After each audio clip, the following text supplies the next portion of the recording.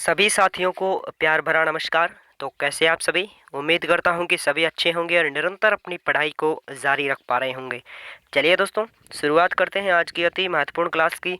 और इससे पहले एक मोटिवेशन कोड जो आपको ऊर्जावान बनाएगा, आपके चेहरे पर मुस्कान को लेकर आएगा कि ज़मीर जिंदा रख, कबीर जिंदा रख, सुल्तान भी बन जाए तो दिल में फ़कीर जिंदा रख, हौसलों के तरकस में कोशिश का वो तीर जिंदा रख, हार जा चाहे ज़िंदगी में सब कुछ मगर फिर से जीतने की उम्मीद जिंदा रख। क्या गजब की लाइन है दोस्तों। एक बार सफलता ना मिलने पर कई सारे लोग आपको बोलेंगे दोस्तों कि तेरे बस की बात नहीं है। लेकिन दोस्तों ध्यान रखिएगा, उन्हें आपको जवाब दोस्तों बोलकर नहीं देना है। आपकी सफलता उन्हें है जो कि चिल्ला चिल्ला कर जवाब देने वाली है। आपको तो बस निरंतर मेहनत करनी है और अपने माँ बाप का हर सपना पूरा करने के लिए आपको पूरी शिद्दत से मेहनत करनी होगी, पूरी जी जान लगानी होगी। तो चलिए दोस्तों, शुरुआत करते हैं ईयूआरओ के पार्ट बी की अति महत्वपूर्ण क्लास की।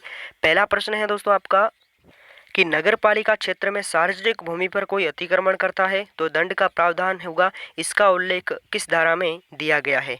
ये क्वेश्चन दोस्तों आपको बड़े इजी लगे लगे होंगे, लेकिन दोस्तों आपको एग्जामिनर दोस्तों किस प्रकार उलझाएगा दोस्तों, आपको एग्जामिनर है जो कि दंड का प्रावधान कितना होगा उनमें है जो कि आपको उलझा सकता है। तो इसका उल्लेख तो दोस्तों छापिएगा धारा 245 में दिया गया है। लेकिन दोस्तों है जो कि दंड का प्रावधान क्या होगा, 3 माह से 3 वर्ष तक की कारावास होगी। और है जो कि जुर्माने की अगर हम बात करें तो 30,000 से 50,000 रुपये तक का जुर्माना होगा। ठीक है। वहीं आपकी हम बात करें धारा 244 की, इसमें है जो कि पटरियों को हटाने का उल्लेख मिलता है। सर पटरियों को हटाने का कैसे? जैसे बात करें कि नगर पालिका अथवा प्राधिकारी अधिकारी की अनुमति के बिना सार्वजनिक मार्ग की कोई बरसाती नाली है या फिर है जो कि गटर है, इन्हें है जो कि नुकसान पहुंचाता है तो इनसे भी जुर्माना वसूला जाएगा। कितना वसूला जाएगा? 2,000 से 5,000 रुपये का जुर्माना वसूला जाएगा। लेकिन आपको नोट लगा कर लिखना है कि इसका उल्लेख धारा 244 में मिलता है। लेकिन है जो कि नगर पालिका क्षेत्र में सार्वजनिक भूमि पर कोई अतिक्रमण करता है तो है जो कि दंड का प्रावधान होगा 30,000 से 50,000 रुपये तक का। तो इसका उल्लेख है जो कि धारा 245 में मिलता है। ठीक है, आगे बढ़ते हैं। अगला है दोस्तों आपका अगला प्रश्न है कि नगर पालिका क्षेत्र में किसी खतरनाक खुदाई को रोकने का प्रावधान होगा। इसका उल्लेख किस धारा में दिया गया है? खतरनाक खुदाई कैसे? जैसे यदि नगर पालिका की राय में किसी भी खुदाई कार्य वहां पर रहने वाले लोगों को खतरा उत्पन्न करता है तो है जो कि नगर पालिका खुदाई को बंद करने का आदेश दे सकती है। तो इसका उल्लेख किस धारा में दिया गया है? धारा 246 में दिया। ऑप्शन नंबर सी छापना दोस्तों इसका एकदम सही आंसर हो जाएगा। लेकिन इनसे ही कंफ्यूज करने वाला प्रश्न आपको नोट लगा कर लिखना है कि दोस्तों ऐसी खुदाई जो राज्य सरकार के निर्देश पर की जा रही है तो राज्य सरकार के आदेश पर ही बंद की जाएगी, ना कि नगर पालिका के आदेश पर। ठीक है, तो इसे भी आपको नोट करना है। चलिए आगे देखते हैं। वहीं दोस्तों आपका अगला प्रश्न है कि संक्रमित पशुओं पर कार्यवाही करने की शक्ति नगर पालिका की किस धारा में मिलती है? जैसे संक्रमित पशुओं की हम बात करें कि आपके मुख्य नगर पालिका अधिकारी के पास ये शक्ति है कि संक्रमित पशु जैसे रेबीज ग्रस्त से कोई रोग से ग्रस्त कोई पशु है उनको या तो नष्ट किया जाए या किसी अलग स्थान पर रखा जाए। लोक नोटिस द्वारा भटकते हुए जानवरों को निश्चित तिथि के बाद निरुद्ध भी किया जा सकता है। तो ये सारी शक्तियां किसके पास है? मुख्य नगरपालिका अधिकारी के पास ये शक्तियां होगी है।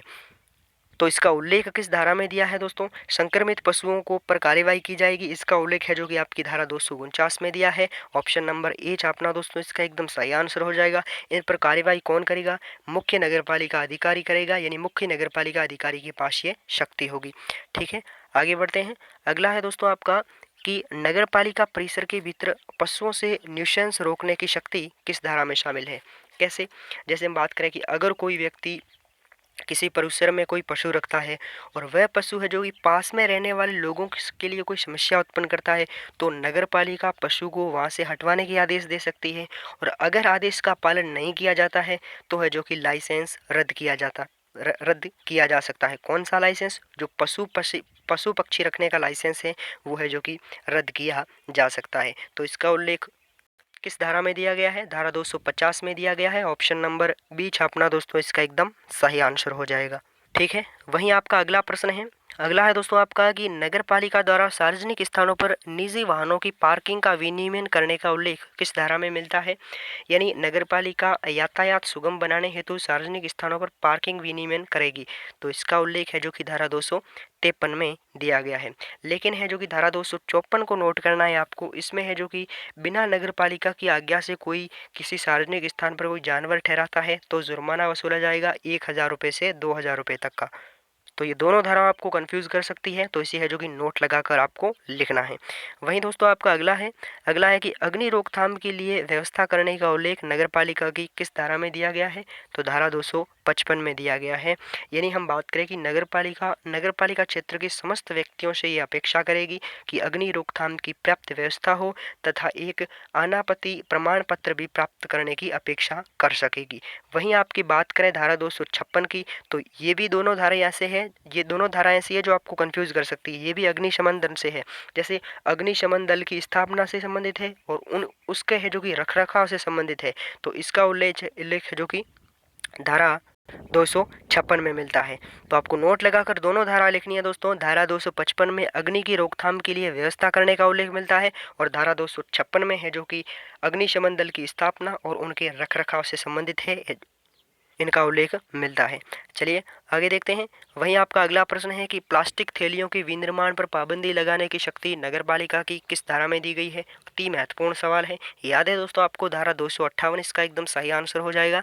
प्लास्टिक थैलियों की विनिर्माण पर पाबंदी होगी, इसका उल्लेख है जो कि नगर पालिका की धारा 258 में दिया गया है। प्लास्टिक थैलियों की हम बात करें, जैसे प्लास्टिक थैलियों पर विनिर्माण विक्रय पर पाबंदी होगी और उल्लंघन करने पर 3 माह तक का कारावास और जुर्माने की बात करें तो 100 से 1,000 रुपये का जुर्माना होगा। और अपराध निरंतर जारी रहता है तो है जो कि 50 रुपये लगेंगे, प्रति दिवस 50 रुपये लगेंगे। तो ठीक है दोस्तों, ये हो गई आज की हमारी क्लास। उम्मीद करता हूँ कि सारे प्रश्न आपको अच्छे तरीके से समझ में आए होंगे। तो डेली शाम 6 बजे आपके आरपीएससी यूआरओ की पार्ट बी की क्लासें आ रही है, जो आपके एग्जाम की दृष्टि से एकदम रामबाण साबित होने वाली है।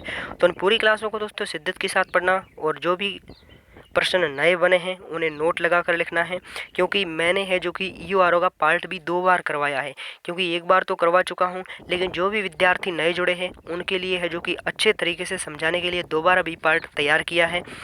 क्योंकि अदर कोचिंगों की बात करें तो उन्होंने बहुत महंगे महंगे कोर्स लॉन्च कर रखे हैं, लेकिन कई सारे ऐसे भी विद्यार्थी हैं जो मिडिल क्लास से हैं और कईयों की स्थिति उनसे भी अधिक ख़राब है। तो उनके लिए है जो कि हमने फ्री आपके लिए यूआरओ का पार्ट भी तैयार किया है। ठीक है दोस्तों, और एग्ज़ाम से 30 दिन पहले आपके लिए मॉडल पेपर भी लाएंगे, जो आपके आंकलन के लिए अति महत्वपूर्ण साबित होंगे।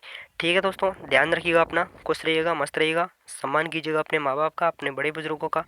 मिलता हूँ अगली क्लास में, तब तक के लिए लगातार पढ़ते रहिए। और अब आपका एग्ज़ाम बहुत नज़दीक है दोस्तों, तो ऐशो आराम त्याग दीजिए एक बार और अपने माँ बाप को और अपने सपनों को दोस्तों अपने आँखों में रखें और उनके लिए मेहनत करें। क्योंकि ध्यान रखिए दोस्तों, आपका बचपन गरीबी में गुजरता है तो कोई बात नहीं, कोई बात नहीं, लेकिन आपके माँ बाप का बुढ़ापा बस गरीबी में नहीं गुजरना चाहिए। ठीक है दोस्तों, धन्यवाद, जय हिंद।